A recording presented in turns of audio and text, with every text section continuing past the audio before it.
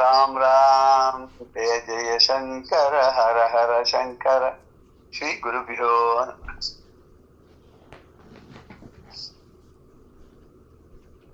பெரியவாள்லாம் நிறைய கதைகள்லாம் புராணங்கள்லாம் இதிகாசங்கள்லாம் நமக்கு சொன்னான்னா அதுல நிறைய விஷயங்களை ஒரு நேரடியாகவும் சொல்லியிருப்பா, மறைமுகமாகவும் சொல்லியிருப்பா. அதுவும் இந்த கவிகள் நமக்கு சொல்லும் போது மனசுல பதிய மாதிரி அந்த ஸ்லோகங்களையும் கவிதைகளையும் பண்ற போது நமக்கு அடுத்தடுத்து அந்த ஞாபகத்துக்கு அது வந்துட்டே இருக்கும், அடுத்த லைன் வந்துட்டே இருக்கும். திடீர்னு நம்ம ஏதோ 18வது ஸ்லோகம் சொல்லுன்னு நமக்கு வராது. இந்த 17வது ஸ்லோகத்தை சொல்லி முடிச்ச உடனே 18வது ஸ்லோகம் ஆட்டோமேட்டிக்கா வரும். அதே மாதிரி ஒரு கம்பராமாயணம், வில்லி பாரதம் இப்படின்னு சொல்லும் போது கூட பார்த்தாக்க இந்த சின்ன சின்னதா இருக்கக்கூடிய காவியங்கள் கந்தங்கள்ல ஒரு பாடல் கேட்டோடனே அடுத்த பாடல் தானா ஞாபகத்துக்கு வரும். அதே மாதிரி சில சின்ன அறிவுரைகள்லாம் சொல்லி கொடுத்துருப்பான். அதெல்லாம் இந்த ஈன்னு ஆரம்பிச்சு இந்த தமிழ்ல வரும். அதெல்லாம் பார்க்கச்ச அன்னையும் பிதாவும் முன்னேறு தெய்வம் இப்படிலாம் இருக்கும். ஆறுவது சினம், இயல்வது கரவேல், ஈவது விளக்கேல், இப்படி அப்படியே வரிசையா இயல் அது குழந்தைகளுக்கு சொல்லிக் கொடுக்கும்போது அது ஞாபகத்துக்கு வந்துட்டே இருக்கும். பட் சில கவிகள்லாம் என்ன பண்ணிருப்பான்னா சொல்ற விஷயத்த ஒரு இரு பொருள் பட மேலிருந்து வாரியா பார்க்கச்சு அது ஒரு பொருளா இருக்கும். அதை ஆழ்ந்து கவனிச்சோம்னா அதுல பல அர்த்தங்கள்லாம் இருக்கும். இதுல முக்காவாசி பல சித்தர்கள் கவிஞர்களா இருந்திருக்காங்க. அவருடைய இதெல்லாம் ரொம்ப ஒரு ஆழ்ந்து கவனிச்சாதான் அதோடைய புரியும். சில வைத்தியம்லாம் சித்தர்கள்லாம் மூலிகைகளை வச்சு சில வைத்தியம் எல்லாம் பண்ணி நிறைய பாடல்கள்லாம் எழுதி வச்சிருக்காரு. அகத்தியர் கூட நிறைய எழுதியிருக்காரு அப்படின்னு சொல்லுவா. அது மாதிரி நிறைய அதுல மேல இருந்து வாரியா பார்க்க அது என்ன மருந்து என்ன ஏதுன்னு புரியாது. பட் அதுக்குன்னு படிச்சு வரவாளுக்கு அதுல அடங்கி இருக்கக்கூடிய எத்தனையோ விஷயங்கள்லாம் தெரியும். பட் பொதுவாகவே ஏன் இதெல்லாம் அப்படின்னா மக்களுக்கு பலவிதமான பயங்கள்லாம் ஏற்படுறது. அந்த பயத்தெல்லாம் போக்குறதுக்காக இவெல்லாம் பல வழிகள்லாம் பண்ணி வச்சு இந்த ஸ்லோகத்தை படி பயம் போயிடும், இந்த வியாதி இருக்காது, இந்த ஒரு கால பயம் வராது.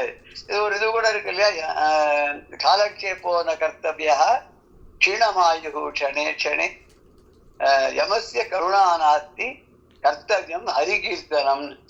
நீ வீணாக்காதரா டயத்தை, யமனுக்கு கருணை கிடையாது, எப்போ வேணாலும் அழிச்சுன்னு போயிடுவான், அதனால இப்பவே ஹரிகீர்த்தனம் பண்ணு அப்படின்லாம் ஒரு ஸ்லோகம்லாம் சொல்லி வச்சிருக்கா இல்லையா. அதனால மனுஷாளுக்கு ஒரு பயம் எப்பவுமே உண்டு, எல்லாத்திலயும் ஒரு பயம். அதுக்கு கூட ஒரு ஸ்லோகம் நம்ம முன்னாடி எப்போ பார்த்தோம், பக்தர்களுடைய ஸ்லோகம் கூட ஒண்ணு பார்த்தோம் இல்ல, இது போகாத்து ரோக பயம்னு அது மாதிரி ஏதோ போகே ரோக பயம், போகே ரோக பயம், நிருபே கலபயம், குலே च्युति பயம், भोगे रोगभयं कुले च्युतिभयं नृपालाद् भयं, वित्ते नृपालाद् भयं, माने दैन्यबलं दैन्यभयं, बले रिपुभयं, रूपे जराया भयं, शास्त्रे वादिभयं गुणे खलभयं, काये कृतान्ताद् भयं, सर्वं वस्तु भयान्वितं भुवि नृणां வைராக்கியமேவ அபயம். அருமையான ஸ்லோகம் இல்ல, யார் யாருக்கு எப்படி எப்படிலாம் அந்த பயம் வருது அப்படின்றத பத்தி. ஆனா ஆதிசங்கர் ஒரே நேர சொல்றார், புத்திராதபி ஜனபாஜான் பீதி இல்ல, பணம் வச்சுட்டு இருக்கவாளுக்கு சொத்து வச்சிருக்கவாளுக்கு பிள்ளைகள்கிட்ட கூட பயம்ன்றார். அது ரொம்ப ஒரு ஆச்சரியமான ஒரு சமாச்சாரமா இருக்கு.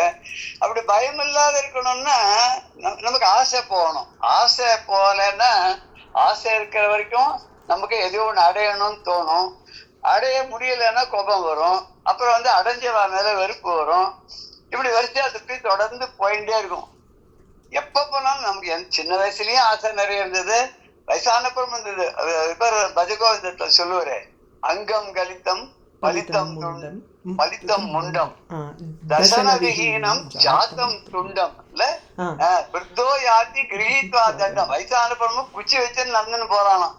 ததப்பின முன்சத்தி ஆசா பிண்டம். ஆசைங்க கூடியதுக்கு அது போறதே கிடையாது அப்படின்னு சொல்லிட்டு அவர் கூட அதை பத்தி ரொம்ப அழகா சொல்றார்.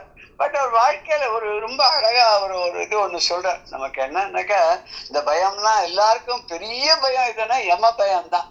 யமன் கிட்ட இருந்து பயம் இல்லாத இருக்கணும் அப்படின்னு என்ன பண்ணணும்னா, பகவத்கீதா கிஞ்சித கீதா, கங்காஜல லவ கணிகா கீதா, சகிருதபி ஏன முராரி சமர்ச்சா கிரியத்தே தேன எமே நன்ன சர்ச்சான்ட்டு. யார் இந்த முரஹரன் சொல்லக்கூடிய ஹரிக்கிட்ட பக்தி பண்றானோ, அவனை ஒரு நிமிஷமா நினைச்சு அவருக்கு ஒரு அர்ச்சனை பண்றானோ, அவனுக்கு யமனோட எந்த சர்ச்சையும் கிடையாது. யமன் அந்த பக்கமே வரமாட்டான். அஜாமனனை பிடிக்க போயிட்டு தானே அவெல்லாம் திரும்பி போயிட்டா யமன் அவளுக்கு பாடமே எடுத்தான்னு சொல்வார் பட்டத்திரி. விஷ்ணு பக்தால் இருக்கிற தெரு பக்கமே போகாதீங்கடா அப்படின்னு அவன் பாடம் எடுத்தானோ. அதனால கங்கா ஜலத்தை ஒரு ஒரு ஒரு துளியாவது சாப்பிடணும். பகவத்கீதைய இன்னொரு நாம சகஸ்திரம் சொல்லுங்கிறார், சகஸ்திர நாமத்தை சொல்லு அப்படிங்கிறார். நிறைய அவர் எத்தனையோ நமக்கு இதெல்லாம் சொல்றார். இந்த பொதுவான பயம் மரண பயம் தான் எல்லாருக்குமே ஜாஸ்தி. எப்ப வருவானோ என்ன ஆகுமோ, வயசு ஆக ஆக அவருக்கு அது இன்னும் நம்ம எப்ப போவோம்னு தெரியாது, எப்ப வேணாலும் போயிடுவோன்ற நிலை வரும்போதுதான் பயம் வருது. அது யார்கிட்ட இருந்து பயம்னா காலன் கிட்ட இருந்து பயம். அந்த காலனையே காலால உதைத்து அந்த காலனை பிற்காலஜன் காலன் அவன் அந்த முக்கண்ணன் நம்ம பணிஞ்சோம்னு சொன்னா நமக்கு எதுக்கு பயம் வரப்போகுது? பயமே வராது இல்லையா? பகவத் பாதா கூட ஒரு இடத்துல சொல்லுவார், எனக்கு எப்போதும் உங்ககிட்டயே இருக்கணும் போல ஆசையா இருக்கு. எனக்கு கைலாசத்துல இருக்கக்கூடியவனே, நீ அழகான சொர்ணம் மாதிரி சூரிய கரணங்கள் பட்டு அப்படி ஒரு தங்க வலை மாதிரி இருக்க அந்த கைலாசத்துல இருக்க, எல்லாத்துக்கும் அதிபதியாக இருக்கக்கூடிய ஐஸ்வர்யத்துக்கெல்லாம் அதிபதியான அந்த ராஜராஜன் சொல்லக்கூடிய குபேரன் அவனுடைய ஊர் எது? ஏதோ ஒரு ஊர் ஆச்சு, அது கூட பக்கத்துலதான் இருக்கு. அழகாபுரி அதுவும் பக்கத்துலயே இருக்கு. உனக்கு பணத்துக்கும் கவலை இல்லடா, என்ன வந்துருவான். ஏன்னா நீ கொடுத்த அனுகிரகம் தான் அது. உங்க வீட்டுல கற்பக விருட்சம், நீ இருக்கிற இடத்துல எல்லாம் இருக்கு. காமதேனு சித்தாமணி எல்லாம் அப்படியே நீ என்ன சொல்ல போற என்ன கேட்க போறன்னு காத்துட்டே இருக்கு. அதோட சந்திரன் தலையிலேயே குளுமையான கிரணங்கள் அப்படியே வீசிண்டு உன்னை எப்ப பார்த்தாலும் உனக்கு கோபமே வராது. கோபம் வந்தாலும் அதை தணிஞ்சு இருக்கிற மாதிரி உடம்ப குளிர்ச்சியா வச்சிருக்கான். வாவே பாகிய தயாத்ரா அவ வேற. இப்படி இருக்கும்போது உன்னுடைய பாத கமலங்களை அடைஞ்ச வாழ்க்கை எல்லா மங்களங்களும் நிலைச்சிருக்கு, எப்ப பார்த்தாலும் இருக்கு. நான் உனக்கு என்ன கொடுப்பேன்? உங்ககிட்ட இல்லாதது ஒண்ணுமே இல்லையே. உங்ககிட்ட எல்லாமே இருக்கு. எதை நினைச்சாலும் உங்ககிட்ட இருக்கு. நான் உனக்கு என்னத்தான் நான் கொடுக்கறது? உனக்கு கொடுக்கறதுன்னு எங்கிட்ட ஒண்ணுமே இல்லை. என்னோட மனசு ஒண்ணுதான் இருக்கு. அந்த மனசு ஒண்ணுதான் இருக்கு, அதை தரேன் உனக்கு வச்சுக்கோங்கிற. அந்த மனசை வச்சு என்ன பண்ணுவாரு? மனசை தான் வச்சுக்கணும். மனசை வச்சுட்டு அதை நல்லபடியா பண்ணணும் அப்படின்னு சொல்றாரு. அந்த மனசுல பக்தி இருந்துருக்குன்னு சொன்னாக்க வெளியில இருக்கக்கூடிய பக்தி எல்லாம் வேண்டாமா. நம்ம அந்த கவிகளை பத்தி சொல்லிட்டு வரும்போது சில விஷயங்களை அவ புரியற மாதிரி சுலபமாவும் சொல்லுவாங்க, புரியாத மாதிரியும் சொல்லுவாங்க. நம்ம அதில் நிறைய பாடல்கள் இந்த திருவிளையாடல் புராணத்தை கூட பாக்குறோம். எங்க பிரிச்சு எங்க படிக்கணும்னு தெரியல. ஒரு கிருஷ்ணபிரியன் சுவாமிகள் சொல்ல ஒரு ஆத்தங்கரில் உட்காந்து கீதை படிச்சிருந்தாலும் அவன் பக்கத்துல பெரிய தபஸ்விகள்லாம் இருந்தாலும் அவன் என்ன தர்மச்சே ரேச்சு குச்சேன்னு ஏதோ படிச்சிருந்தாலும் எல்லாரும் போய் கேட்டாங்க, என்னடா படிக்கிற நீ? ஒண்ணுமே புரியல, என்ன பாஷை? நான் பகவத்கீதை படிக்கிறானா? என்னடா பகவத்கீதை? காமிடா, நாங்கெல்லாம் பார்க்காத பகவத்கீதையை எங்க காமி உன்னோட ஓலச்சுவடி? அதை பார்த்தா தர்மக்ஷேத்திரே குருக்ஷேத்திரே குருபத்த மாமகாஹா அப்படின்னு இருக்கல. என்னடா அது?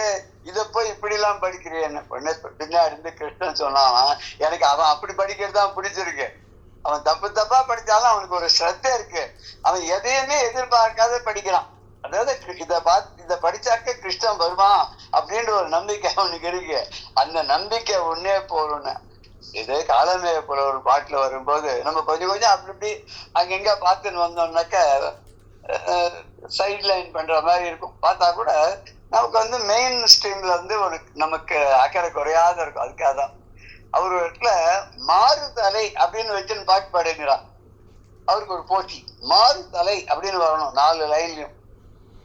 மாறுதலை மாறுதலை மாறுதல்னு எப்படி பாருது? ஒரு நிமிஷம் அவசரம் பண்ண பாடுறேன். என்ன பாட்டு? சங்கரர்க்கு மாறுதலை, ஷண்முகர்க்கு மாறுதலை, ஐங்கரர்க்கு மாறுதலை ஆனதோ சங்கை பிடித்தோர்க்கும் மாறுதலை, பித்தான் என் பாதம் படித்தோர்க்கு மாறுதலை பாருனர். எத்தனை மாறுதலை? 1 2 3 4 5 5 இடத்துல மாறுதலை மாறுதலைன்னு எல்லாரும் கேட்டா என்ன அர்த்தம்னா சங்கரருக்கு மாறுதலையான. ஆமா, சங்கரர்க்கும் அப்படின்னு பிடிச்சா 6 தலைன்னு பிடிக்கணுமா. அது 6 பெரியாரா. சங்கரருக்கும் 6 தலை, தலையில 6 இருக்கு, கங்கையை வச்சுட்டு இருக்கான். சண்முகருக்கு 6 தலை, சண்முகருக்கும் 6 தலை, சண்முகருக்கு 6ன்னு இந்த இடத்துல 1 2 3 4 5 6 6 தலை. முருகனுக்கு அருமுகன்னு பேர், 6 தலை. ஐங்கரருக்கும் 6 தலை. ஐங்கரன்னா விநாயகர், அவனுக்கு ஐங்கரருக்கு மாறுதலைன்னு படிக்கணும், சேர்க்க கூடாது. ஐங்கரருக்கு மாறுதலை. அந்த விநாயக பெருமானுக்கு மாறுதலைன்னு என்னன்னா தலை மாறி வந்துதான், ஹியூமன் தலையா இருந்தது மாறி யானை தலையா இருந்தது. சங்கை பிடித்தோருக்கும் 6 தலை. சங்கை பிடித்தவர் யாரு? கையில சங்கை சக்கர, சங்கி சக்கரி யாரு? விஷ்ணு. அவருக்கு 6 தலை. அவர் தலை வச்சு படுத்துட்டு இருக்காரு இங்க ஸ்ரீரங்கத்துல, அங்க 6 தலை பக்கம் போதான். பித்தா ஏ பரமேஸ்வரா, நின் பாதம் பிடித்தோர்க்கும் ஆறுதலை பாரு. உன்னுடைய பாதத்தை சரணம்னு அடைஞ்சவாருக்கு ஆறுதல். இங்க மாறுதலில் இன்மை எடுத்துட்டு ஆறுதலை பார், அவளுக்கு ஆறுதல் கிடைக்கிறது, அவளுக்கு எல்லா கவலைகளிலும் விடுபட்டு அவளுக்கும் சந்தோஷமா இருக்கா அப்படின்னு சொல்லி அந்த பாடலை சொல்ற. நம்ம கிட்டத்தட்ட இங்க அதே மாதிரி சில பாடல்களை எங்க பிரிக்கிறதுன்னு தெரியாத அந்த தர்மக்ஷே ரேகு குஷேமா தான் நாமளும் தான் படிச்சுட்டு இருக்கோம் முதல்ல ஆரம்பிக்கச்ச. அப்புறம் அதோடைய பதார்த்தங்கள்லாம் பார்க்கும்போது ஆஹா இப்படி பிரிக்கணும் போல் இருக்கு, நமக்கு தெரியுது இல்லையா. இன்னைக்கு நம்ம பார்க்க வேண்டிய பாடல் என்ன? நம்ம பார்த்தது அமிர்தம் போன்ற மென்மையான மழலை சொற்கள் எல்லாம் பேசிக்கொண்டு புன்னகையோடு கூடிய கூர்மையான பற்களை, அப்படியே பற்கள் தெரியும்படியா தன்னுடைய இதழ்களை விரித்து கொண்டு, அதரங்களை விரித்து கொண்டு எல்லா உயிர்களையும் படைத்தும் காத்தும் அழிக்கக்கூடியவளாக இருக்கக்கூடிய அந்த அம்மையானவள் இந்த சின்ன குழந்தை வடிவில 3 வயது குழந்தையாக வேள்வி குண்டத்திலிருந்து வந்தாள். அவளுக்கு ஸ்தனங்கள் 3 இருந்தது அப்படின்ற அந்த பாடலை பார்த்தோம் இல்லையா. இளமூரல் அப்படின்னாக்க ரொம்ப இளமையான ஒரு புன்னகை, மென்னகையா இருப்பாள். எயிறு அப்படின்னா பற்கள்னு அர்த்தம். 5 கரத்தனை ஆனை முகத்தனை, அதுல இதோரத்துல எய்த்தனைன்னு வரும். எய்த்தனைன்னு பற்களை உடையவன், தந்தம் உடையவன். பிராயம்னா வயசு அப்படின்னு அர்த்தம். இப்படி அம்பாள் வந்தா ஹோமகுண்டத்துல இருந்து வெளியில வந்துட்டா. வந்தப்புறம் இந்த மாதிரி நிறைய பேர் ஹோமகுண்டத்துல இருந்து வந்திருக்காருல்ல. ராமாயணத்துல தேவத்தை தான் வந்தான்னு சொல்லலாம். ராமாயணத்துல அவன் தான் கையில இது எடுத்து கலசத்துல திரௌபதி வந்தது யாக்ஞசேனி, அக்னி குண்டத்துல இருந்து வந்தா. வேற நமக்கு தெரிஞ்சு வேற இவன் திருஷ்டத்யும்னன் அக்னில இருந்து தான் வந்தான் இல்லையா. ஆமா, 2 பேருமே அதுல இருந்து. திரௌபதியோட மூத்தவன், அதாவது துரோணாச்சாரியார இது பண்றதுக்காக, ஹதம் பண்றதுக்காகவே பிள்ளை பேர் வேணும்னு பாஞ்சால நாட்டு மன்னன் கேட்டு அதுக்காக தமம் பண்ணி வந்தா இல்லையா. அடுத்தது அந்த இவ வந்தா யாரு? அம்பிகால மூத்தவளானவள் இருக்காளே, அவ பீஷ்மர அவருடைய இதுக்கு காரணமா இருக்கணும் அப்படின்னு சொல்லிட்டு அவ வந்தா இல்லையா. இது எல்லாத்துக்கும் முன்னாடி அம்பாளானவள் மீனாட்சியாக ஹோமகுண்டத்துல இருந்து வந்ததுன்றது எத்தனையோ ஆயிரக்கணக்கான வருஷங்களுக்கு முன்னாடி. இதுதான் மூத்தது, அவதான் எல்லாருக்கும் மூத்தவள். அவதான் கரைக்கண்டனுக்கு மூத்தவளேன்னு சொல்லி சொன்னார்ல அபிராமி பெற்றார். எல்லாருக்கும் மூத்தவள் அவள். எல்லாம் முதல்ல வந்தவ அவ. அப்புறம் எப்படி இருந்தா அப்படின்னா, அதாவது அவ உமை அம்மை. அவ எல்லாருக்கும் என்ன பண்றான்னா இம்மை மறுமை 2லயும் நல்லதையே தராளாம், நிறைய அனுகிரகம் பண்றாளாம். எப்பேற்பட்டவாளுக்கு? நல்ல நெறியில வாழறவாளுக்கெல்லாம் அனுகிரகம் பண்றான்னா, நல்ல நெறியில வாழணும்னு என்ன பண்ணு? தர்மத்தை கடைபிடிக்கணும். அதாவது தர்ம அர்த்த காம மோட்சம்னு சொல்லும்போது தர்மமான வழியில அர்த்தத்தை சம்பாதிச்சு நம்முடைய விருப்பங்களை எல்லாம் பூர்த்தி செய்து கொண்டு, நியாயமான முறையில பூர்த்தி செய்து கொண்டு அதுல இருந்து விடுபட்டு மேல முக்தி அடையணும் அப்படின்றதுதான் தர்ம அர்த்த காம மோட்சம் அப்படின்னு நம்ம சொல்றோம். இங்க தர்மமான வழியில வாழ்ந்து நல்ல நெறியெல்லாம் கடைபிடித்திருக்கக்கூடிய அந்த அடியார்களுக்கு என்ன பண்றாங்கன்னா இம்மைக்கும் மறுமைக்கும் இகத்திலும் பரத்திலும் இன்பங்களை கொடுக்கிறார். வீடு பெற்றைன்னா மோட்சத்தை முக்தியையும் அடைக்கிறார். வீடு பெறுதல்ங்கிறது தான் வீடு அப்படிங்கிறவங்க. வீடு பேரு அப்படின்னு சொன்னா முக்தியை அடையுது. அதான் பந்தத்திலிருந்து பந்த தலைகளிலிருந்து விடுபடுதல், அதையும் அருள் பண்ணுகிறாள் அந்த உமையம்மை. அப்ப எப்படி வர அப்படின்னா, ஒரு தளிர் போல தன்னுடைய சிறிய மென்மையான கால்கள், அந்த கால்கள்ல சின்ன சின்ன மணிகள்லாம் அப்படியே கலக்கல சத்தம் போடக்கூடியதாக இருக்கக்கூடிய சிலம்பு சதங்கை எல்லாம் காலில் அணிஞ்சுட்டு இருக்காளாம். கொலுசு, அப்புறம் சிலம்பு அப்படின்லாம் சொல்லலாம் இல்லையா. கோவலனுடைய கதையில கூட ஒரு கண்ணகி மாணிக்க பறவைகள் நிறைந்த சிலம்பு அணிஞ்சிருந்தா, அதனால சிலம்பை வச்சு எழுதினதுனால்தான் சிலப்பதிகாரம் பேர் இல்லையா அதுக்கு. அப்படி சின்ன சின்ன மணிகள்லாம் அழகாக கொன காஞ்சி தாமான்னு வருது இல்ல, அது அதுதானே. காஞ்சி தாமா கரிகளப கும்பஸ்தனனதா பரிக்ஷீணா மத்தியே பரிணத சரச்சந்திரவதனா தனுர்பாணான் பாசம் ஸ்ருணிமபி ததானா கரதலைஹ புரஸ்தாதாஸ்தாம்ன புரமதிது ராஹோ புருஷிகா. புருஷிகா அப்படின்னு சௌந்தர்ய ஒரு 5வது 7வது ஸ்லோகம் 7வது ஸ்லோகமா இருக்கு. அது மாதிரி காலில் இவன் சிலம்பு சதங்கை எல்லாம் போட்டு இருக்கா. சதங்கைன்னா கொலுசு, சிலம்புன்னா அந்த வட்டமாக இருக்கக்கூடியது, அதுக்குள்ளுக்குள்ள அந்த சின்ன முத்து மாணிக்க பறவைகள்லாம் இருக்கும். நடக்கும்போது ஜல் ஜல் ஜல் ஜல் சத்தம் கேட்கும். இப்போ கூட நம்ம சின்ன குழந்தைகளுக்குலாம் காலில் ஒரு கொலுசு மாட்டி விட்டோம்னா அது நடந்து வரும். இப்போ அதுக்கெல்லாம் வேற ஒண்ணு குட்டியா ஒரு சின்ன குழந்தைக்கு அதை நட பயிலும் போதே அதுக்கு போறதுக்கு ஒரு ஷூஸ்லாம் வந்துடுது. அது போடணும், கொயின் கொயின் கொயின் சத்தம் வரும். அந்த குழந்தை அதை ரசிச்சுட்டு நடந்துட்டே இருக்கும். அத சத்தத்தை கேட்கறதுக்காகவே நடக்கும். அதை ஒரு மோட்டிவேட் பண்றதுக்காக அப்படி ஒரு ஷூஸ்லாம் இப்போ வந்துடுது இல்லையா. அந்த காலத்துல அதெல்லாம் இல்லை. காலில் சலங்கை, அப்புறம் கொலுசு, சிலம்பு அப்படின்லாம் நம்ம காலில் போட்டு குழந்தைகளுக்கு அழகு பார்த்தோம். அதுல வரக்கூடிய சத்தத்தை கேட்டு இந்த குழந்தைகள் ரசிச்சுட்டு விளையாடிட்டு இருந்தது. இந்த குழந்தை என்ன படுத்துன்னா, ஒரு புன்னகையோட வெளியில தோன்றி வரும்போது மழலை சொற்களால பேசிட்டே வரலாம். அம்மான்னு கூப்பிட்டுன்னு வந்திருப்போம். அதான் பண்ணிருப்போம் இல்லையா, அம்மா அப்படின்னு சொல்லிட்டு வந்திருப்போம் அம்பாள். அப்படி வரக்கூடிய அந்த அம்பாளை ரொம்ப சந்தோஷமா பார்த்து அவர் ரசிக்கிறாளாம். யார் ரசிக்கிறா? அந்த காஞ்சனமாலி ரசிக்கிறா. அந்த குழந்தை எப்படி வருதுன்னா, ஒரு சின்ன கொடி போல பச்சை பசேல் ஒரு தலித் கொடியானது நடந்து அப்படி இருக்குமா, அது மாதிரி நடந்து வருதான். அந்த நடை எப்படி இருக்குன்னா தளர் நடையாம். அது சின்ன குழந்தை நடக்கும்போது பார்த்தா எங்கே விழுந்து போறதோன்னு நமக்கு பயமா இருக்கும். அப்படி அந்த குழந்தை அவ்வளவு ஆசையா நடந்து வரும். தத்தி தத்தி நடந்து வருதுன்னு சொல்லுவாங்க இல்லையா, அந்த ஒரு தளர் நடை. அது என்ன மாதிரி இதை பார்க்கும் போதுன்னு அந்த குழந்தை நேரா வந்தா காஞ்சனமாலையுடைய மடியில அமர்ந்து உட்கார்ந்துட்டா. அது எப்படி இருந்தது அப்படின்னா, இப்போ பிறந்த பிறவியினுடைய பயனையே அவ அடைந்து விட்டால், முற்பிறவிகளை செய்த புண்ணியத்தினுடைய பலனாகவும் இது நடந்தது அப்படின்னு சொல்லலாம். இது இப்போது பிறந்த பயனை அவள் அடைந்து விட்டார் அப்படின்னா. பட்டத்திரி சொல்வார், கிருஷ்ணன் மதுரையில அந்த சிறையில தான் பிறந்தான்.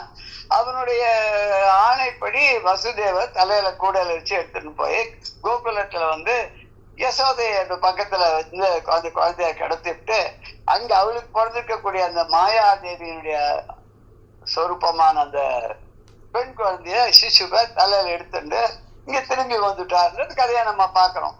அதுல அந்த யசோதை ஆனவள் கண்முழிச்சு பார்க்கும்போது பக்கத்துல இருக்கிற குழந்தை அது கிருஷ்ணன் ஆண் பிள்ளையா பிறந்திருக்க. அதை பார்த்து அது அப்படியே மகிழ்ந்து போகலாம். அந்த குழந்தைக்கு பால் கொடுத்து அந்த குழந்தைய கட்டி அணைச்சுண்டு சந்தோஷப்பட்டாலாம். சந்தோஷப்படுற போது சொல்றார், பட்டத்திரி சொல்றார், எத்தனை புண்ணியம் உனக்கு. அதாவது அகில உலகத்துல பெரிய முனிவர்கள் மகரிஷிகள் எல்லாம் கூட அடைய முடியாத ஒரு புண்ணியத்தை நீ செஞ்சிருக்க. அதனால்தான் பகவானே ஒரு குழந்தையாக உன் பக்கத்துல படுத்துட்டு இருக்கான். இதுக்கு எத்தனை புண்ணியம் நீ பண்ணிருக்கணும். நீ அத்தனை புண்ணியவாங்களையும் ஜெயிச்சுட்டியே அப்படின்னு எல்லாரையும் வெற்றி கொண்டாளாம், எல்லாரையும் ஜெயிச்சுட்டாளாம். அவ ஏதோ ஒரு புண்ணியம் பண்ணிருக்கிறதுனாலதான் கிருஷ்ணன் குழந்தையா பக்கத்துல படுத்துட்டு இருக்கான். அப்பேற்பட்ட ஒரு பாக்கியசாலியான நீ என்ன புண்ணியம் பண்ணினேமா அப்படின்ற. இவர் கூட பாடியிருக்காருல, என்ன தவம் செய்தனே யசோதா, எங்கும் நிறைய பரபிரம்மம் அம்மா என்று அழைக்க இல்ல, 7 புவனங்கள் படைத்தவனை உரலில் கட்டி வாய்ப்புத்தி கெஞ்ச வைத்தார். சீராட்டி பாலூட்டி தாளாட்டி கெஞ்ச வைத்தான். அந்த கண்ணனே உரல் கட்டி கெஞ்ச வைத்தான். எப்படிப்பட்ட பாக்கியம்! அவன் எல்லாரும் பந்தும் மிச்சத்தியான். மகரிஷிகள்லாம் அவனை வந்து சொந்தக்காரனா பண்ணிக்கணும்னு பந்தும் மிச்சத்தி, இவனா கட்டி போடணும்னு பந்தும் மிச்சத்தி அப்படின்னு அந்த பந்தும்ங்கிறத 2 விதமா யூஸ் பண்ணிருப்பார் நாராயணியத்துல. அவருடைய இது வந்து சார் சொல்லணும். சொல்லும் போது கேட்கச்ச ரொம்ப அவர் அந்த கிராமரையும் சேர்த்து சொல்லி இன்னொன்னு சொல்லுவார். பட்டத்திரியோடைய ஸ்லோகங்களுக்கெல்லாம் நம்ம வந்து எந்த கிராமருக்குள்ளேயும் கொண்டு வர முடியாது. அவரே பெரிய வியாக்கரண பண்டிதர். அவர் பண்ணிருக்காருன்னா அதுல வந்து நம்ம தப்பெல்லாம் சொல்லவே முடியாது. அது அவருடைய பட்டத்திரியினுடைய வியாக்கரணம் அப்படிம்பார். சில இடங்கள்ல வரைச்ச பட்டத்திரியுடைய வியாக்கரணம் வாழலாம் வந்து எல்லாத்துக்கும் அப்பாற்பட்டவா. நம்ம அனுபவிச்சுன்னு போயிட்டே இருக்கணுமே தவிர அதுல வந்து தப்பு கண்டுபிடிக்க கூடாதுன்றார். இது இந்த பாட்டுலயும் அப்படிதான். பெண் பிள்ளையா வந்து உன்னுடைய மடியில அமர்ந்தால், யாருடைய காஞ்சன மாலையுடைய மடியில அமர்ந்தால், அது வந்து இப்ப வந்து பிறந்த பயனை அடைந்து விட்டால். ஒரு மகளாக இவருடைய கதையும் சொல்ல போறார் பின்னாடி. காஞ்சன மாலையுடைய கதையும் பின்னாடி வரப்போறது. இவன் முன் பிறவியில செய்த புண்ணியத்தினுடைய பயனாக இந்த பிறவியில வந்து அம்பாளே வந்து பிறந்திருக்கா அப்படின்னு தான் இப்ப இந்த பாடலை பார்க்க போறோம். குறுந்தளிர் மெல்லடி கிடந்து சிறுமணி நூபுரம் சதங்கை குழறி எங்க நறுந்தளிர் போல் அசைந்து தளர் நடை ஒதுங்கி மழலை இளநகையும் தோன்ற பிறந்த பெரும் பயன் பெரும் பொன் மாலை மடியிருந்து ஒரு பெண் பிள்ளை ஆனால் அழுந்தழுவு நெறி நின்றோர்க்கு இகம் போகம் வீடு அளிக்கும் அம்மை அம்மா. அப்பா ஒரு மாதிரி அந்த பாட்டை படிக்க வந்துடுத்து. பாட்டை படிச்சிட்டோம்னாலே நமக்கு ஒரு சந்தோஷம் வருது. ஆஹா, எங்க பிரிக்கணுமோ அங்க பிரிச்சுட்டோம், தப்பு தப்பா பிரிக்காத, அப்படி கொஞ்சம் புரியுறாப்புல கொஞ்சம் விளக்கம் தர மாதிரி. இந்த இதுல சொல்லுவா தெரியுமா, ஒரு பர்டிகுலர் மதத்துல, நான் பேர் சொல்ல, அவ வந்து எல்லா பண்டிகையுமே அவளுக்கு சாந்திரமானம் தான். அதாவது சந்திரன் பெற தெரியணும். பெற தெரிஞ்சா அன்னில இருந்து அடுத்த நாள் அந்த பண்டிகை, இல்ல அன்னில இருந்து 10ஆம் நாள் அந்த பண்டிகை அப்படின்னு கொண்டாடுவா. அதனால வேடிக்கை நம்மோட சொல்றது உண்டு. என்ன பெற தெரியறதா பாரு அப்படின்பா. இந்த பெற தெரிஞ்சுட்டுன்னா எஸ் வி கேன் கோ ஹெட்னு அர்த்தம். அது மாதிரி இங்க ஏதாவது புரியறதா பாரு, பெற தெரியறதா பாருன்னா இது ஏதோ புரியுறாப்புல இருக்கு, கொஞ்சம் புரியுறாப்புல எப்படி புரியுறதுன்னு பாக்கலாமா. இங்க அறந்தெழுவு நெறி நின்றோர்க்கு, அறம் தழுவின தர்மத்தை கடைபிடித்து நெறி நின்றோருக்கு அதன் வழிமுறையாக நெறிமுறையாக நின்று தன்னுடைய வாழ்க்கையை அமைத்துக் கொண்டு வாழ்பவர்களுக்கு இகம் போகம் வீடு அளிக்கும். இகம் இப்போது, வீடு முக்தி, போகம் அதனால சொர்க்கலோகத்தை கிடைக்கக்கூடிய போகங்கள், இகத்துக்கும் பகத்துக்கும். இகப்பற 2லயுமே சுகத்தை கொடுத்துட்டு போகத்தை கொடுத்து வீடு அடிக்கும் அம்மை அம்மா. இவ யார் தெரியுமோ? சும்மா வந்து இவன் மடியில உட்காந்துட்டாங்கன்னு ரொம்ப லேஸ்பட்டோ சாதாரணமா கிடையாதுமா. நம்மளோட அந்த சில சமயம் சில இடத்துல வெளியில பார்க்கும்போது நம்ம ஒருத்தர் பெரியவா யாருன்னே தெரியாது. அவர் நம்ம கிட்ட வந்து கேட்பார், ஏதோ ஒண்ணு கேட்பார், இது இந்த இடம் எங்க இருக்கு அம்பி அப்படின்னு கேட்பார். கேட்டா நம்ம ஏதோ சொல்லிட்டு ஒரு மாதிரியா சொல்லி அப்படியாவது வந்துடுவோம். அப்புறம் இன்னொருத்தர் சொல்வார், யார் தெரியுமோன்னு அவர் உங்ககிட்ட வந்து கேட்கிறாரு நினைச்சுட்டு இருக்கேன், இவர் யார் தெரியுமா? இன்னாரா கொண்டு. ஐயோ தெரியாது, இது கூட தெரியலையே. இது ஒரு வேடிக்கையான ஒரு சந்தர்ப்பம். ஒரு இது சொல்லியிருக்கேன்னா தெரியல. ஒரு பார்க்ல, இது வந்து பம்பாயில ஏதோ ஒரு பார்க்ல எல்லாரும் வயசானவெல்லாம் வந்து போயிட்டு வந்துட்டு இருக்கா. ஒரு பெஞ்சில வந்து ஒரு 3 பேர் உட்காந்துட்டு பேசிட்டு இருக்கா. அவ வாக்கிங் முடிச்சுட்டா பேசிட்டு இருக்காளாம். 4வது ஒருத்தர் அப்படியே அங்க எங்கெல்லாம் சுத்தி கித்தி பார்த்தாரு, எங்கேயா இடம் இருக்கான்னு. இவ எல்லாமே காலி இல்லை. இந்த 3 பேர் உட்கார்ந்து இருக்கிறதுல அவன் என்ன சொன்னான்னு, நாங்க கொஞ்சம் ஒதுங்கிக்கிறோம், நீங்க வந்து உட்காந்துக்கோ அப்படின்னா. இவருக்கு அவள்கிட்ட உட்காரத்துக்கு இஷ்டம் இல்லை. இவர் ஏதோ ஒரு கம்பெனில மேனேஜிங் டைரக்டர் அது ரிட்டையர் ஆயிருக்கார். அவளோட போய் வயசானவாளா இருக்கா, இவாளோட போய் பக்கத்துல எதுக்கு உட்காரணும்னு யோசனை பண்ணிட்டு இருந்தார். யோசனை பண்ண உடனே அவ கேட்டா, நீங்க யாரு என்ன? நான் இந்த கம்பெனியில எம்டியா இருந்தேன், போன மாசம் ரிட்டையர் ஆயிட்டேன், அப்படியே கொஞ்சம் வாக்கிங் வரலான்னு வந்தேன் அப்படின்னார். அப்புறம் வந்து அவர் அவுட் ஆஃப் கியூரியாசிட்டி கிட்ட, நீங்க எல்லாம் யாரு அப்படின்னார். ஒருத்தர் சொன்னார், இவர் தான் வந்து டாடா கம்பெனியுடைய சேர்மன், இவர் தான் ரத்தன் டாட்டாவோட அப்பா. அவர் பக்கத்து இருக்காரு, அவர் தான் HER Iyengar, governor reserve bank வந்து ரிட்டையர் ஆனவர் அவரு. அப்புறம் இன்னொருத்தர் காமிச்சு, இவர் தான் பெரிய ஒரு பப்ளிக் செக்டர் கவர்மெண்ட் ஃபேக்டரியினுடைய CMD வந்து ரிட்டையர் ஆன வேண்டாம். சொன்னோன்னு அந்த கேட்டவர் நடுநடுங்கி போயிட்டாராம். நம்ம சாதாரண ஒரு கம்பெனியில எம்டியா இருந்துட்டு வெளியில வந்ததுக்கு இப்படி நட்டுக்கிறோமே, இவெல்லாம் HBR ஐயங்கார் எப்பேற்பட்டவர், இது மாதிரி ஒருத்தர் டாட்டா எப்பேற்பட்டவர், இன்னொருத்தர் பேர் எப்பேற்பட்டவர், நம்ம எப்படி பண்ணோம் வெட்கப்பட்டு போயிட்டார். சாரி, நான் கொஞ்சம் உங்களை சரியா புரிஞ்சுக்கல முதல்ல.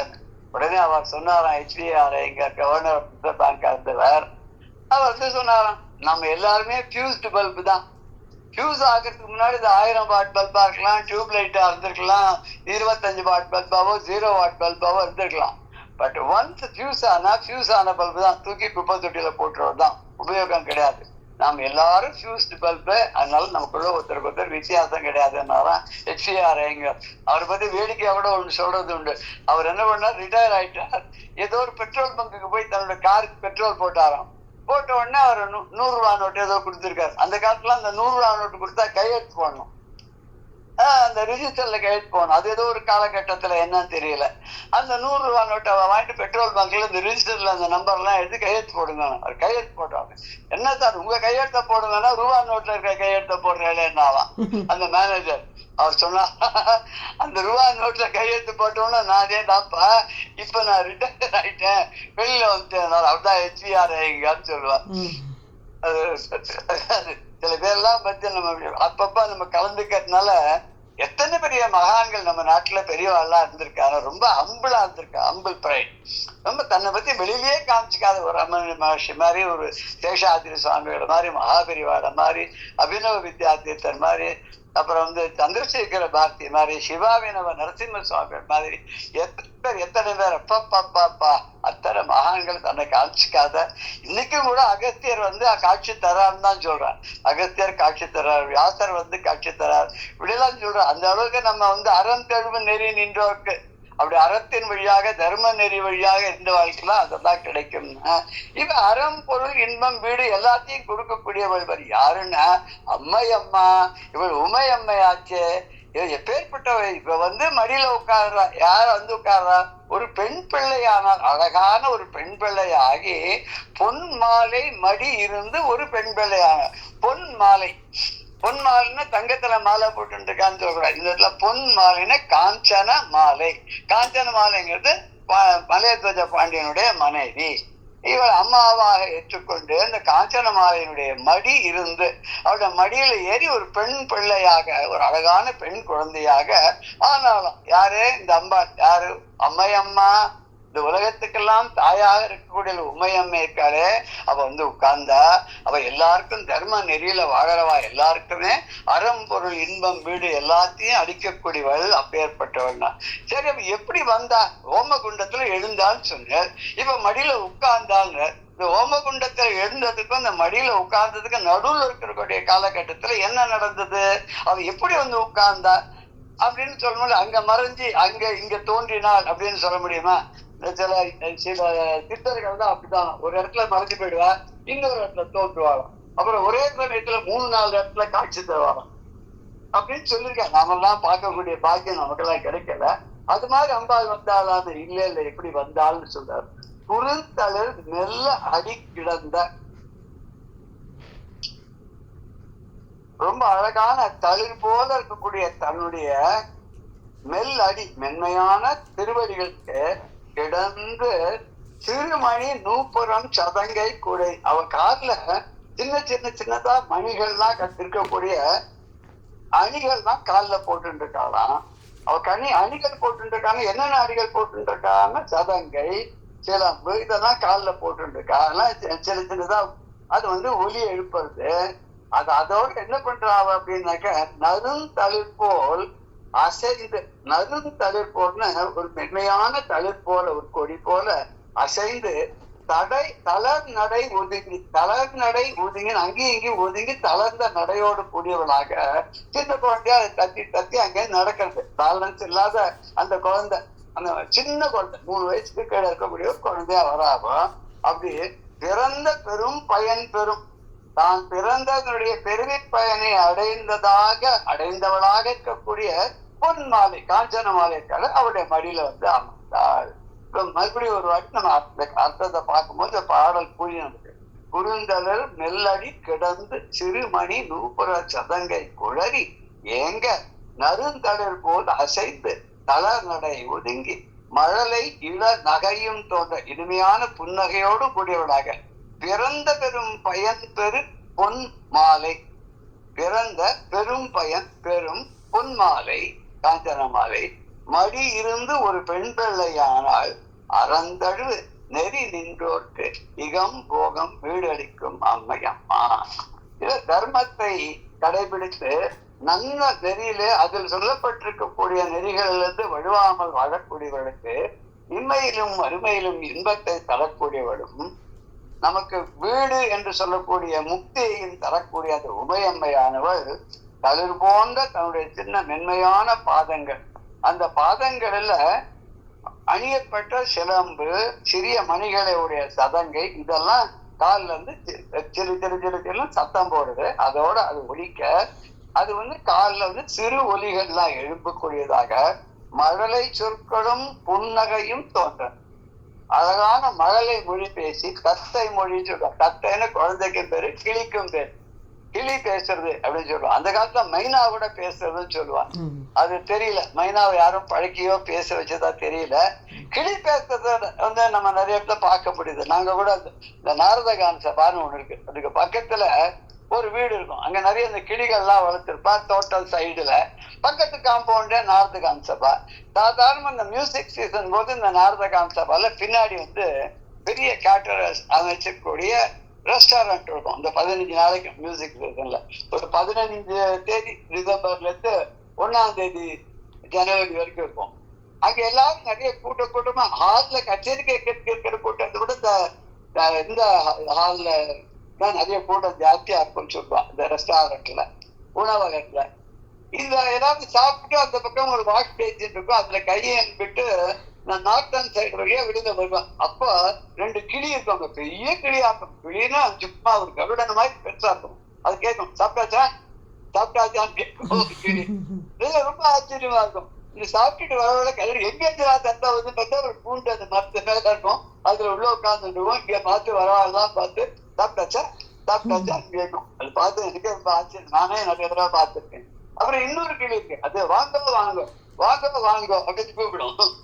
இது நான் கூட நினைச்சிருப்பேன் சில சமயத்துல, இந்த கேரக்டரே இந்த மாதிரி பழக்க வச்சிருக்கானு தெரியல, கொண்டு போய் இங்க மாட்டி வச்சிருக்கான் போல இருக்கு. அந்த தத்தை அப்படி தத்தை மொழின்னு சொல்லுவா இல்லையா, அது மாதிரி மழலையான மொழியை பேசிக்கொண்டு இந்த அம்பாளானவள் அமர்ந்தாள். இதுல நூப்புறம் அப்படின்னு சிலம்பு, பொன் மாலைன்றதா காஞ்சன மாலைன்னு பார்த்தோம். இகம் போகம், இன்மை இந்த உலக இன்பம், வறுமைக்கு அந்த உலகத்து இன்பம் எல்லாத்தையும் தரக்கூடியது. சரி, இது எப்படிப்பட்ட என்ன புண்ணியம் செஞ்சா அப்படின்னு கேட்டாக்கா, இவர் நிஜமாக ஒரு புண்ணியம் பண்ணிருக்கா. என்னன்னா அதை ரொம்ப அழகா சொல்றாரு. ஒரு தாயானவள் ஒரு மகப்பேறு அடையணும்னா அதுக்கு பல கட்டங்கள் அவள் அனுபவிச்சு, அத்தனை கட்டங்களையும் 10 மாசம் அனுபவிச்சுதான் அந்த குழந்தைய இந்த உலகத்துக்கு கொண்டு வரான். ஆனா இந்த காஞ்சன மாலை பண்ண அதிர்ஷ்டம், இதுல எந்த சிரமத்தையுமே படாத, எந்த கட்டத்தையுமே படாத, அதி சுலபமாக அவன் ஆத்துக்கார ஏதோ ஹோமம் பண்ணார், ஹோமத்திலிருந்து ஒரு குட்டி வந்தது, குடுகுடுன்னு வந்தது, கால் சலங்கை ஆசைய மழலை மொழி பேச புன்னகையோட குறும் பற்கள் தான் அழகா தெரியற மாதிரி தடார் நடை நடந்து இந்த அம்மாவோட மடியில உட்காந்து அம்மா மூஞ்சியை பார்த்து அம்மான்னு கூப்பிடுறது எத்தனை பெரிய பாக்கியது. அச்சுச்சோ, இது பார்த்தா அப்படி தன்னுடைய புனிதமான வாயால அந்த குழந்தைய தலையில முத்தமிட்டாளாம் காஞ்சன மாலை. அவள் என்னென்னலாம் அவ அனுபவிக்கல அப்படிங்கிறத இவர் பரஞ்சோதி முனிவர் லிஸ்ட் போட்டு காமிக்கிறார். ஒரு கர்ப்பவதியா இருக்கவளுக்கு என்னென்ன லட்சணங்கள் இருக்குன்னு சொல்றாரு. பார்த்தா ஒரு கர்ப்பவதி சொல்ற மாதிரி சிவந்த வாய் இருக்கு. அது சாதாரண இயற்கையாவே பெண்களுக்கு வாய் சிவந்து இருக்குமா. நவவித்திரம பிம்பஸ்ரீ நெக்காரி வதனச்சதான்னு லலிதா நம்ம சொல்றோம் இல்லையா, அம்பாளுடைய அதரங்கள் எப்படி இருந்தது, கோவை பழம் மாதிரி சிவப்பாக இருந்தது. பவளம் போல் குறித்த அப்புறமும் கொவ்வை செவ்வாய்னு பரமேஸ்வரன் சொல்றாரு இல்லையா, கொவ்வை செவ்வாய் கோவை பழத்தை நிற்கிற உள்ள சக்கச்ச வயல் இருக்கும். அது மாதிரி இருந்ததுன்னா அந்த வாயானது வெள்ளையாயிடுமா, வெளுத்து போயிடுமா. அப்புறம் மார்பகங்கள்ல கருத்து போயிடுமா. அதுக்கப்புறம் கயல் மீன் போல, அழகான மீனை போல காது வரை நீண்டு இருக்கக்கூடிய கண்கள் இருக்கு இல்லையா, அதுல மை தீட்டப்பட்டிருக்குமா, அந்த பெரிய மையை பூசி இருக்கக்கூடிய கண்கள் இருக்கு இல்லையா, அது வந்து ஒரு மாதிரி வெளியிட்டு போயிடுமா, கண்கள் தான் மங்க ஆரம்பிக்குமா. அதுக்கப்புறம் 10 மாசம் கஷ்டப்பட்டு சுமந்து ஒரு மாசமும் அந்த குழந்தை வயிற்றுல வளர வளர வளர வளர பல கஷ்டங்களை அனுபவிப்பான். ஆதிசங்கர் கூட இந்த மாத்துக்கா பஞ்சகத்தை இதெல்லாம் பத்தி சொல்லியிருக்கார். இப்பேற்பட்ட அம்மா உனக்கு நான் சர்வீஸ் பண்ணாத போயிட்டேன்னு சொல்றாருன்னு சொல்லுவாங்க. நான் அது முழுக்க படிச்சது இல்லை. அது மாத்துக்கா பஞ்சகத்தை என்ன இருக்கு, ஏதாவது சொல்ல முடியுமா? 5 ஸ்லோகம் நான் ரொம்ப அதை பார்த்ததில்லை. பெருமை கருத்து சொன்னா கூட போறோம். எப்படி என்ன கஷ்டத்தில் அம்மா வந்து ஒரு ஒரு குழந்தை இதில் வருது இல்லையா, பாகவதத்துலேயும் நமக்கு வந்து கபிலர் அந்த குழந்தையோட இதை பற்றி சொல்லுவார். அதே மாதிரி கிட்டத்தட்ட இவரும் அந்த மாத்ருகா பஞ்சகத்தில் சொல்லியிருப்பார். 5 ஸ்லோகம். எனக்கு ரொம்ப அதை நான் படிச்சதில்லை. அதாவது த பெயின் ஆஃப் எப்படி அதான் ஒரு குழந்தை பிறப்புங்கிறது எவ்வளவு தூரம் அந்த அம்மாவுக்கு கஷ்டத்தை கொடுக்கறது, அதுக்கப்புறம் அதனால அம்மானிடத்துல ஒரு அம்மாவை வந்து தெய்வமாக நினைக்கிறது.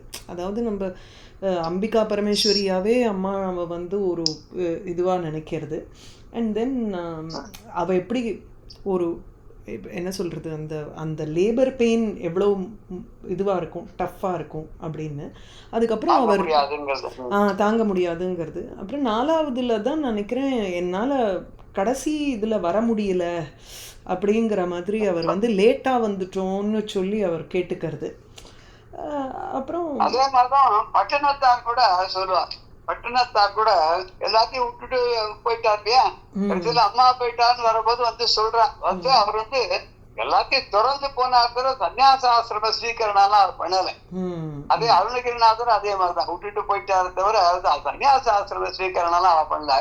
பட்டணத்தார் வந்து பார்த்தா நீ வந்து அம்மாவுக்கு காரியம் பண்றதுக்கு யாரும் வர மாட்டேங்கிற, இவரையும் விட மாட்டேங்கிற. அவர் வாழைமட்டையெல்லாம் வெட்டி போட்டு வீட்டுல இருந்து அந்த வாழைமட்டையோட அம்மாவை படுக்க வச்சு அவர் வந்து அவரும் பாட்டு பாடுறார். இப்படி பேர் பாடினாரோ அது மாதிரி ஆதிசங்கர் மாதிரி இவரும் பாட்டு பாடுறார்.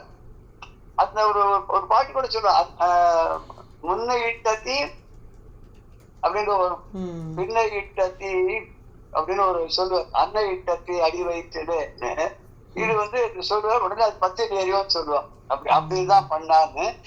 மாத்திருக்கையான ஒரு ஊர் உண்டு, எங்க இருக்கு தெரியுமா, அது அகமதாபாத் பக்கத்துல இருக்கு மாத்திருக்கையான். அது வந்து எஸ்பெஷலி அம்மாக்களுக்கு காரியம் பண்றதுக்கு இடம்.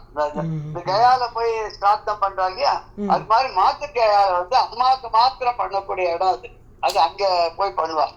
அங்க அந்த பண்டா வந்து எல்லாத்தையும் சொல்லுவார். பண்டா சொல்றதெல்லாம் பாக்கிட்ட இத்தனை பிண்டங்கள் வைக்கணும் அப்படின்னு அவர் சொல்லுவார். எதுக்குன்னு ஒன்னொன்னுக்கும் ஒரு காரணம் சொல்லுவார்.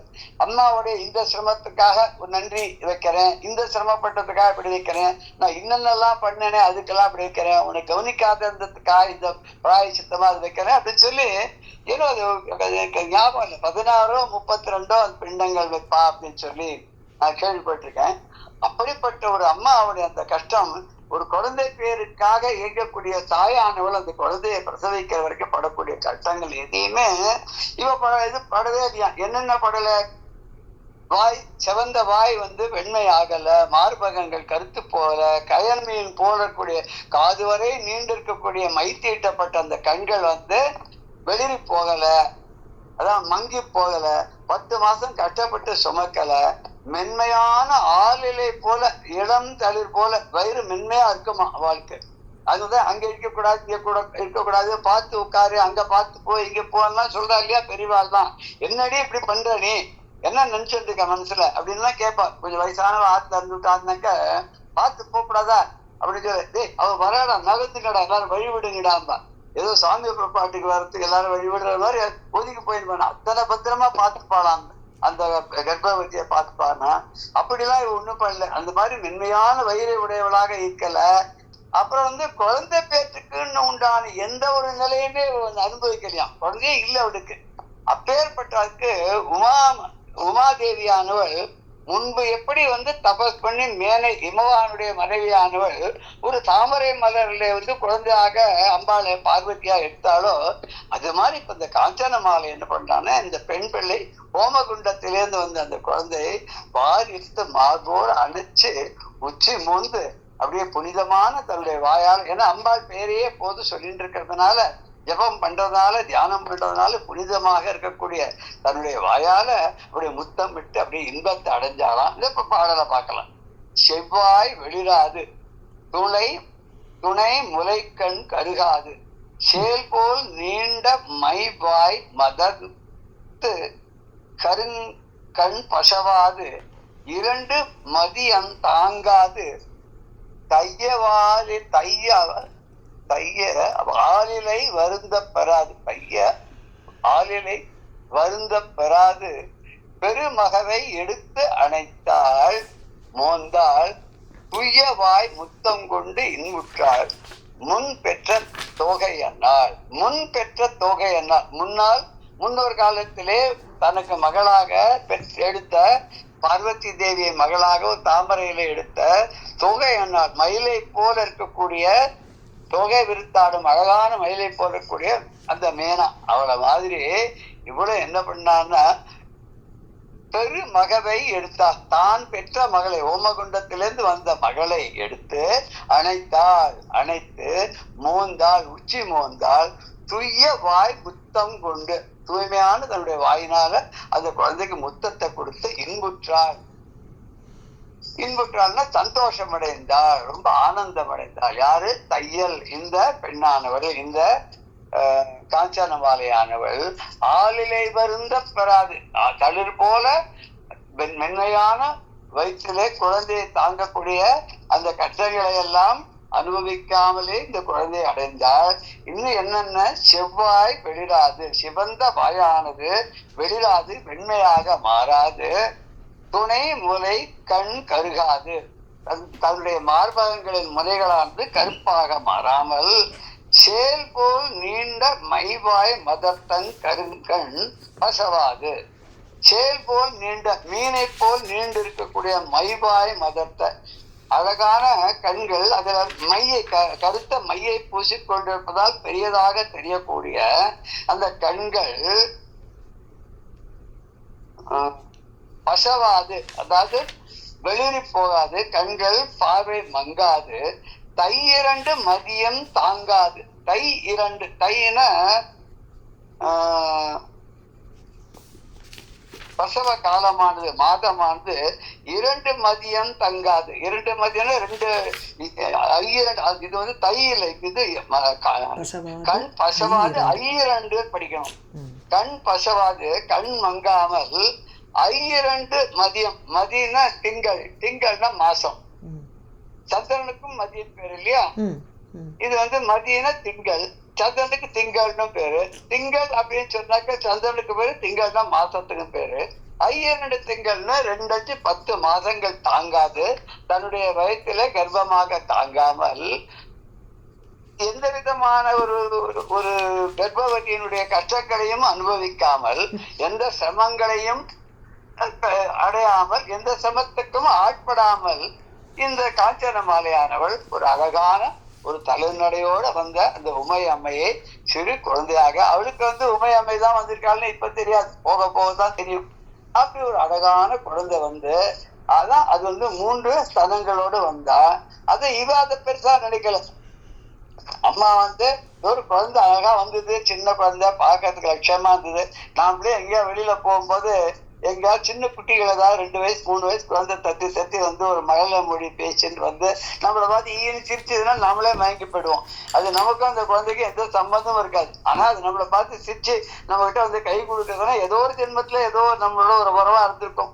அந்த ஞாபகத்துல அது அந்த குழந்தை நம்ம கிட்ட கை கொடுத்து நம்மளை பார்த்து அதை அனுபவிக்கிறது, சந்தோஷப்படுத்துறது நம்மள அப்படின்னு நம்ம நினைச்சுக்கலாம். நம்ம எவ்வளவு சந்தோஷப்படுறோம். அப்படி ஒரு குழந்தை அந்த யாக குண்டத்திலேருந்து தன்னுடைய மடியில ஏறி அமர்ந்த உடனே ரொம்ப படு ஆனந்தமுற்ற அந்த அன்னையானவள், அம்மா அது கூப்பிடுது. அந்த மழையில பொழி பேசிக்கொண்டு வருகிறது, புன்சிரிப்போட வருகிறது. அந்த பல்லெல்லாம் சின்ன மூரல் அப்படின்னு சொன்னாக்க பற்கள்னு அர்த்தம். அழகான முருத்தல மூரலும் நீயும் அம்மி அப்படின்பார் அபிராமி பட்டர். அதான் மயில் இறக்கனுடைய அந்த காம்பு இருக்கு இல்லையா, அந்த தண்டு, அதனுடைய கடைசி பாகம் இருக்க சின்ன சின்னதா குருத்த மாதிரி இருக்கும். அழகா ரொம்ப பற்கள் வரிசை மாதிரி, அதை வரிசையா வச்சா பற்கள் வரிசமா இருக்கும். அது வரிசை மாதிரி அம்பாவுடைய வரிசை முருத்தன ஊரலும் அப்படின்பார். அது மாதிரி இந்த அம்பாள் சின்னே வந்து மடியில உட்கார்ந்தா இவ அவளை உச்சி மோந்து முத்தமிட்டு சந்தோஷமாக அவளை அணைத்து ரொம்ப ரொம்ப ஒரு பெருமையோட பெருமிதத்தோட தான் பெற்ற மகவை போல அந்த குழந்தையை இறைவன் கொடுத்த பாக்கியமாக எண்ணி தன்னுடைய அன்பை வெளிப்படுத்தினார் அப்படிங்கிற இந்த பாடலோட நம்ம இன்னைக்கு நிறைவு செய்யலாம். அதுக்கு மேல இருக்கிறத நம்ம அடுத்த இதில் பார்க்கலாம். சில பதங்களை மாத்திரம் இப்ப பார்த்துருவோம். வெளிராது அப்படின்னு வெளுக்கல் ஆகாது, வெளுக்காமல் அர்த்தம். சேல்னா மீன், கயல் மீன், கயல்னாலும் மீன் தான், இது ஒரு கயல் மீன் ஒரு வகை. பசவாதுன்னா பசலை கொள்ளாத மங்கி போகாமல். ஐயிரண்டு மதியம்னா ஐயிரண்டு 10, 10 மதியம்னா 10 மாதங்கள். அப்புறம் ஐய வாலிலை அப்படின்னா அழகான ஆளிலை போல் மென்மையான அப்படின்னு அர்த்தம்.